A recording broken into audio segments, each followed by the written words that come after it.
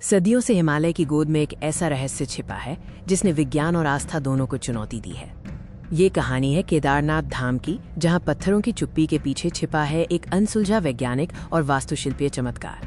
भीषण बर्फबारी, बर्फीली हवाएं और भूस्खलन, इन सब के बीच अडिग खड़ा है ये दिव्य धाम, हिमालय की कठोरता में लिपटा केदारनाथ का भव्य विहंगम दृश्य। ये शिव का वास है, 12 ज्योतिर्लिंगों में से एक। लेकिन इसकी असली पहचान इसकी दिव्यता में नहीं, बल्कि इसके निर्माण में छिपी है, जो सदियों से एक अनसुलझा रहस्य बना हुआ है।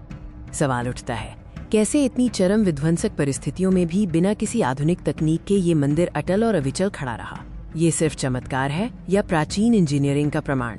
आइए केदारनाथ की नींव में उतरते हैं, जहां प्राचीन भारतीय वास्तुकला और अभियांत्रिकी का सबसे बड़ा सबूत छिपा है। मंदिर की विशाल पत्थर की संरचना को देखिए। पत्थरों को सीमेंट या चूने के बिना एक दूसरे से इंटरलॉक करके जोड़ा गया है। यह तकनीक इसे भूगर्भीय स्थिरता प्रदान करती है।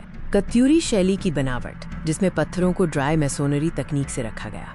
इसकी नींव में विशाल शिलाखंड है, जिन्हें इस तरह से बिछाया गया है कि वे किसी भी कंपन को अवशोषित कर सके। विशेषज्ञ मानते हैं कि ये इंटरलॉकिंग निर्माण इसे अविश्वसनीय भूकंपरोधी क्षमता देता है। पत्थरों का लचीला जुड़ाव कंपन को ध्वस्त होने की बजाय वितरित कर देता है।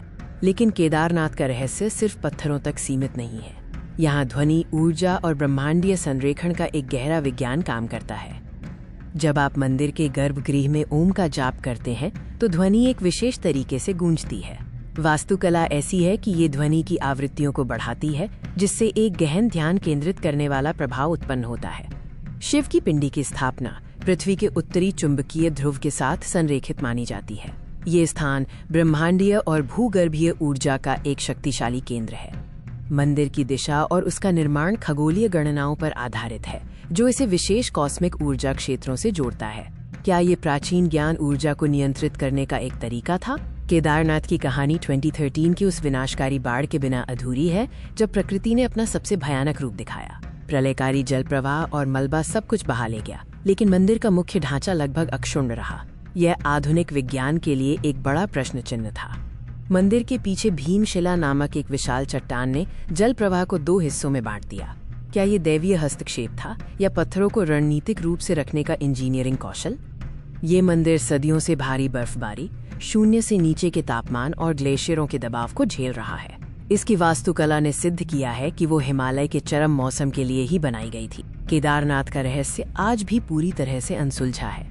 ये हमें सोचने पर मजबूर करता है कि हम अपने अतीत के विज्ञान से कितना अनजान हैं।